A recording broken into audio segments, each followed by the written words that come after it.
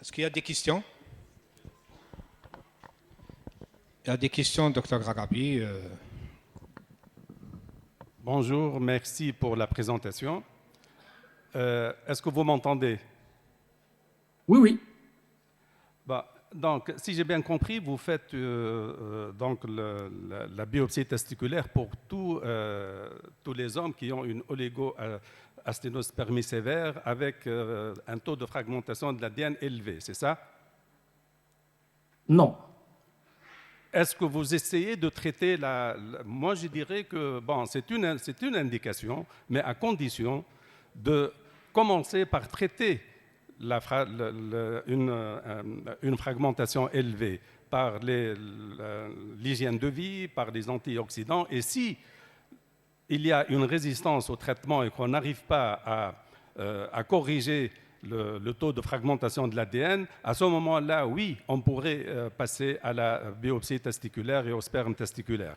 Deuxième remarque, est-ce que vous avez essayé, est-ce que la durée d'abstinence pour le recueil du sperme, est-ce que c'est combien la durée? Est-ce que c'est une durée courte ou bien une durée longue avant de recueillir le sperme? Parce qu'on sait très bien que l'altération de l'ADN, c'est au cours du séjour des spermatozoïdes dans l'épididyme parce qu'il est exposé, parce que les spermatozoïdes sont exposés aux radicaux libres dans l'épididyme.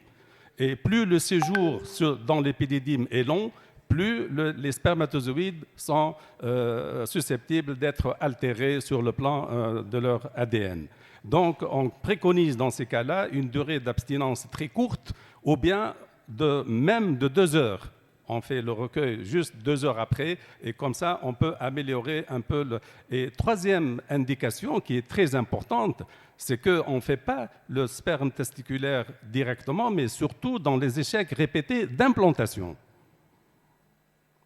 Le sous-groupe d'échecs répétés d'implantation. Est-ce que vous avez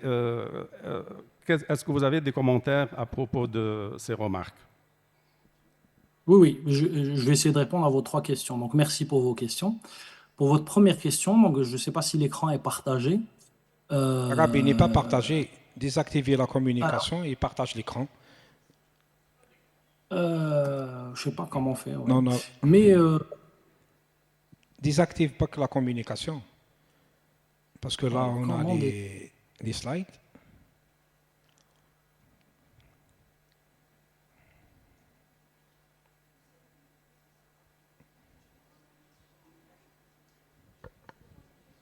Bien sûr.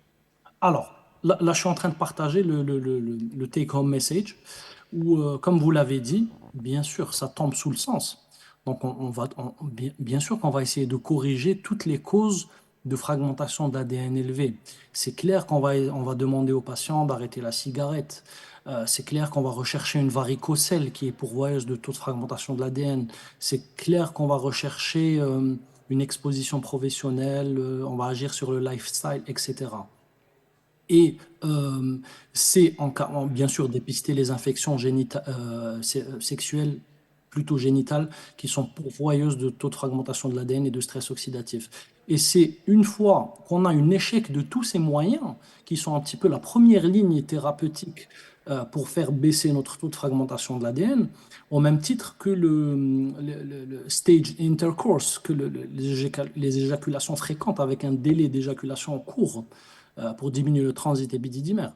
Donc, c'est une fois qu'on a un échec de tous ces moyens, donc on n'arrive pas à obtenir des spermatozoïdes de qualité, qu'on va passer à l'usage du sperme testiculaire. Ça, c'est clair, c'est bien mentionné dans les guidelines, il n'y a pas de problème là-dessus. Voilà.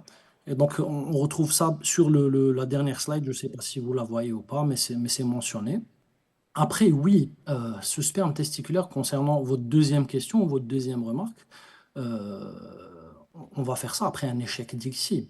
On va faire ça après un échec avec des avortements répétés. On va faire ça pour peut-être des échecs de fertilisation aussi. Et on va pas faire ça en première intention. C'est à partir de plusieurs échecs qu'on va parler ou montrer proposer plutôt l'usage de ce sperme testiculaire. Et concernant votre troisième question, donc sur le transit épidémique, donc vous évoquez l'une des physiopathologies de la genèse de la fragmentation de l'ADN, hein. Cette fragmentation de l'ADN, oui, dans la plupart des cas, elle a lieu au cours du transit épididymère.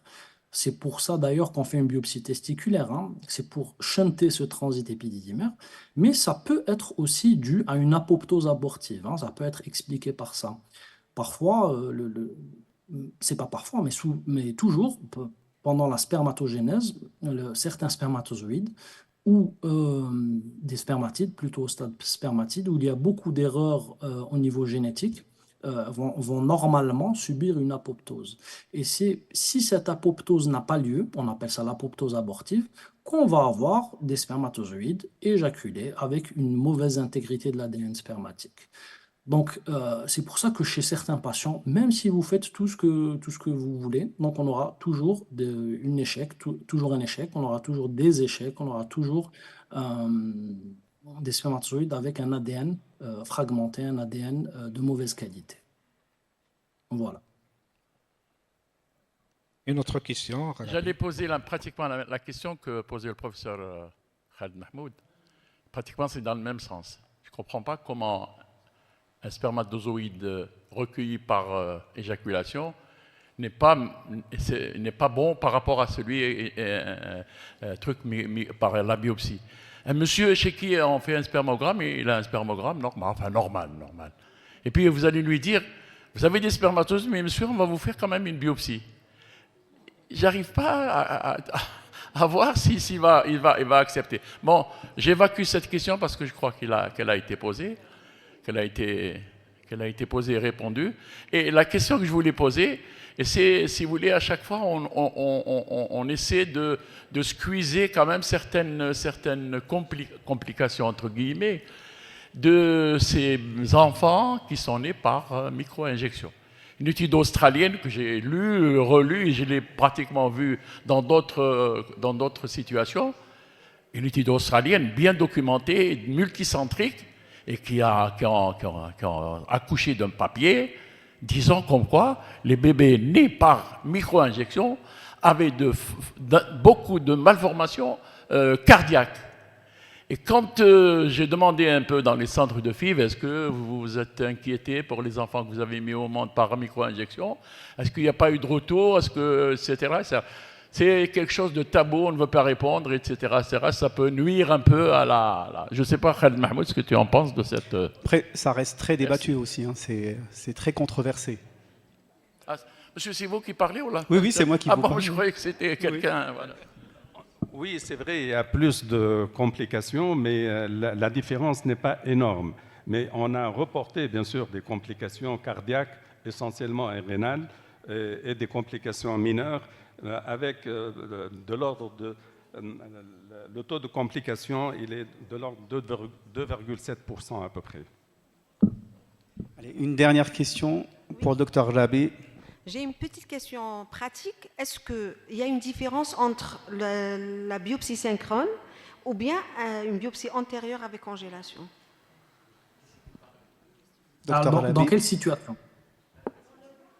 Dans les oligos avec DFI élevé et tout, est-ce qu'on fait des biopsies avant ou bien on fait une biopsie synchrone? Alors oui. Alors pour répondre un petit peu ou faire une petite remarque sur la question qui précède, oui, ce qui serait intéressant sur les enfants à naître, est-ce qu'il y aurait des complications sur les enfants à naître? C'est vrai que le débat, ça reste très controversé, et comme l'a dit le docteur Dahoun, il n'y a pas d'études claires qui nous montrent qu'il y a un impact important. Mais ce qui est important, comme vous l'avez dit, c'est pas de donner juste un taux, de dire le taux de complications ou le taux de malformation cardiaque chez les enfants est un tel, c'est de montrer qu'il y a une différence significative. Mais imaginez une étude comme ça, c'est très difficile à faire. Prendre des registres, suivre des enfants pendant une très longue période, trouver des enfants qui sont comparables à ces enfants nés d'ici, etc. Et un petit peu essayer de randomiser les choses pour comparer, pour trouver une significativité. C'est très difficile de trouver une étude qui va bien répondre à la question. Et à mon sens, c'est pour ça qu'on n'a pas une réponse claire à ce jour. Concernant la dernière question, de la réalisation de cette biopsie testiculaire en synchrone, on peut tout à fait la faire, bien sûr, hein, puisque c'est des patients qui ont du sperme éjaculé, c'est-à-dire que la faire en asynchrone ou asynchrone, ça ne va pas changer grand-chose. Ce qui est important, c'est de bien préparer le patient.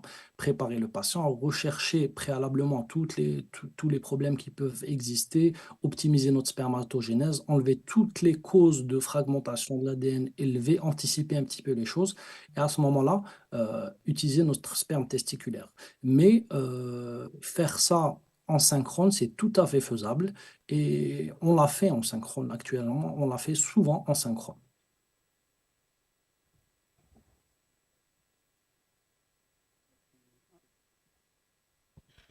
Donc, on termine avec les questions, docteur Gragabi. Merci, docteur.